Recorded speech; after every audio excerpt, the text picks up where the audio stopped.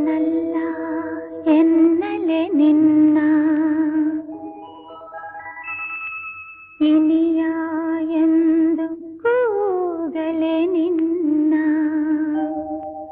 ನನ್ನೆದೆಯಾಳದಲ್ಲಿ ನೆಲೆಸಿರುವ ದೇವನೇ ನಿನ್ನ ಏನೆಂದು ಕರೆಯಲಿ ಏನೆಂದು ಬರೆಯಲಿ